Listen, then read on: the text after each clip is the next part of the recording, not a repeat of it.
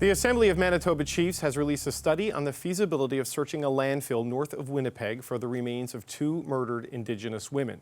The study indicates it could take up to 3 years and cost as much as $184 million. Today, Indigenous leaders said it must be done. If a search is not carried out, it will demonstrate to all First Nations across Canada that this government condones the despairing act of disposing of First Nation women in landfills. Morgan Harris and Marcedes Myran are suspected victims of an alleged serial killer, and Winnipeg police said in December that they believe their bodies are in this landfill. Here with me now is Cambria Harris, the daughter of Morgan Harris, and Manitoba NDP MP Leah Gazan. Thank you both for joining me. Thank you. Cambria, I'd like to start with you, and thanks for taking the time today. I mean, how are you feeling now that you've seen the release of this study today? I'm feeling very hopeful. It had been 5 months that various leaders, such as the Assembly of Manitoba Chiefs and members of my family, as well as Marcedes Myran's family, have been working very hard towards and this feasibility study, it entails all of the ways which we could search, and there's no right or wrong way, but the message at the end of the day is that it needs to get done, and it is feasible, and it was feasible from the very beginning. Leah Gazan, the study says it's feasible, but it could cost up to $184 million. It could take 3 years, and it warns of considerable health risks for people involved in the search due to toxic chemicals and asbestos. So how do those factors play into any decision that's made here?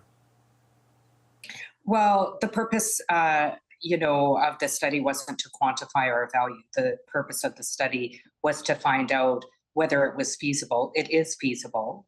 And I think the families need to get whatever they need to get to receive the justice on their terms. And I support the calls from families going forward. We'll find out more information about that. And certainly, I support their calls. I think it's also important to note that this government has failed to do what it needs to do to keep us alive. Plans to cut $150 million from shelters in September. There's no reason why either the Harris family or the Myran family or the Contois family or Buffalo women should have lost their lives. This is a result of women not having access to housing, of women not having access to a guaranteed livable basic income, being denied their basic human rights, and the government needs to start spending money to keep us alive. And in the meantime, the family needs to get whatever they need, and we need to listen to the families to ensure that they get the justice that they so deserve. So, Cambria, Mark Miller, one of the federal cabinet ministers, was asked about this today, if they should proceed based on the results of the study. I just want to play this clip. Have we just lost Cambria Harris, gang? Okay, we just lost her. So, Leah Gazan, I'm going to keep you here. Certainly, my question earlier about the cost was not to imply we want to quantify the value of lives, but people will look at that dollar amount. And I just wonder what you make of the response you've heard from the government so far on this. Well, I think it's important to note that just a couple of weeks ago, the members of Parliament unanimously declared what is happening in the ongoing genocide of murdered and missing Indigenous women and girls as a Canada-wide emergency. When you have an emergency, you need an urgent response. I think, getting caught up on the cost, our lives are not quantifiable.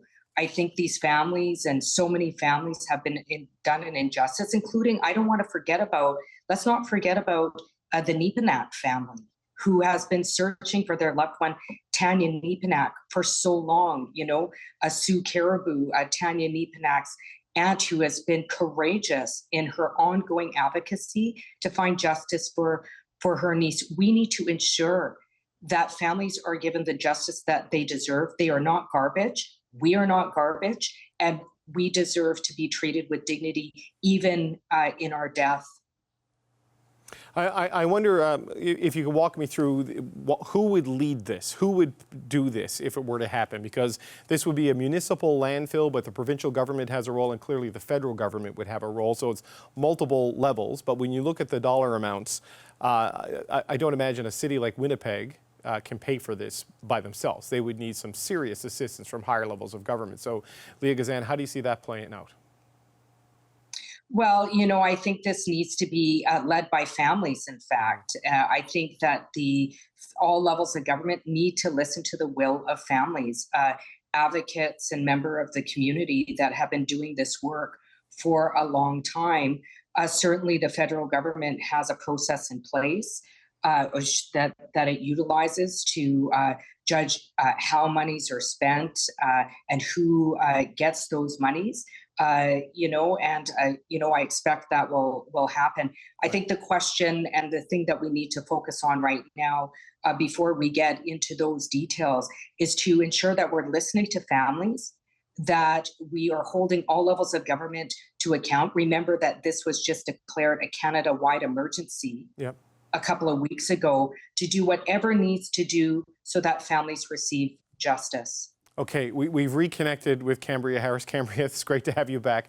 I wanted to play a clip now that you're back, and this was Mark Miller, the Indigenous Crown Relations Minister, who was asked about his reaction to the feasibility study today and whether or not they would proceed with the search. This is what he had to say.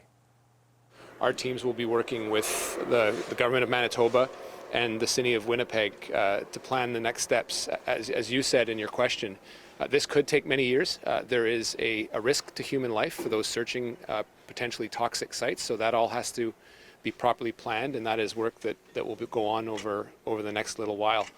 Yes, it's a substantial amount of money, but as the Assembly of Manitoba chief said, what signal do you send if you don't search for First Nations bodies that have been disposed as if they were trash, which they are absolutely not, and they are sacred and they're to be honored in that context.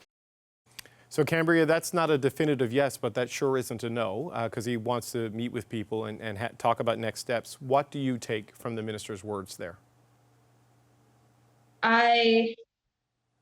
This feasibility study has taken 5 months and it's 55 pages long, as it should be, but the decision should have been made on the first page of reading. And I have confidence that Mark Miller will be keeping in contact with various levels of government and family in the future, because time and time again, my family has had to stand up and basically plead to have our voices heard. And so I am fully confident that the government will either step up and do the right thing or keep in contact with the family in the future, because there's no right or wrong way to search this landfill. And we understand that there's all kinds of complications that come along with it, but that's what the study's for. And it lays out exactly what's needed, how to decontaminate people, the hazmat suits. It talks about the risk of slopes, and we know that those are all risk factors, but there's also a risk when you do not search, and the stress that it's going to cause, not only on the victims' families, but the community as well,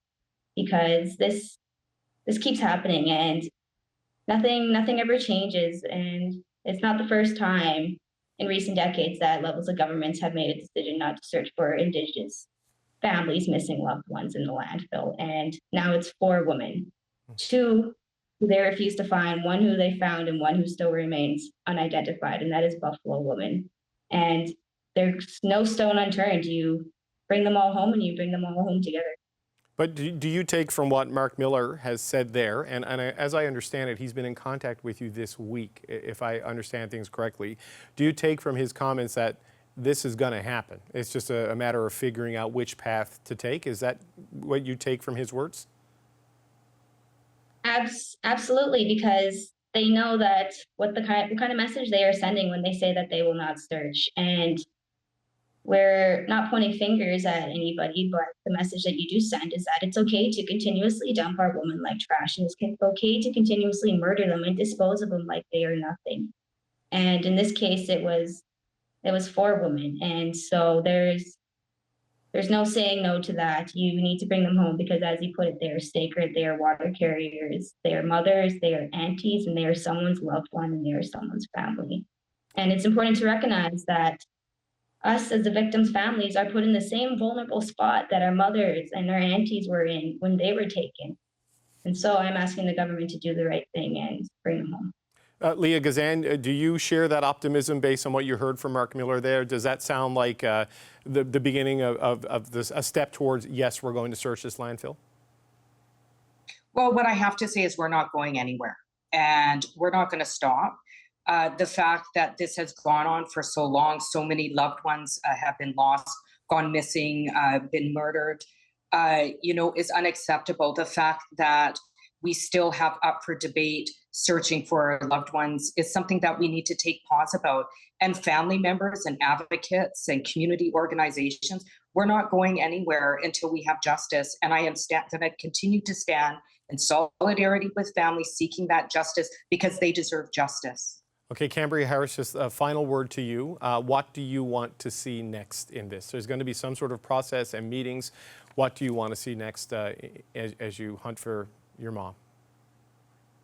I know that this can be a 36-month venture, but the reality is that if you don't search, those women are going to be there forever for time immemorial. And then you are creating a potentially unmarked grave. And we need to be sensitive with the residential schools, but that's what's happening with the police. Solely then it was RCMP. And so really, I really just want this to go through, and I hope that our families get the justice and the peace that they need, because the landfill it's not a final resting place, and it's not a resting place for no one for that matter. And it's not just Indigenous women who might be in there. It could be men as well and anyone else. And so I'm just at a loss for words right now. And I just wanted to say that we're doing everything we can, and these 55 pages aren't for nothing. And it's very brutal, and it's very hard to read, talking about how your mother was disposed of and all the different outcomes that could come with it and successes. But the answer at the end of the day is we need to try. Well, Cambria Harris, it's the second time you've agreed to come on the show, and I appreciate you doing it again. Leah Gazan, thank you as well for your time today. We appreciate both of you. Thank you. Thank you. Thank you very much.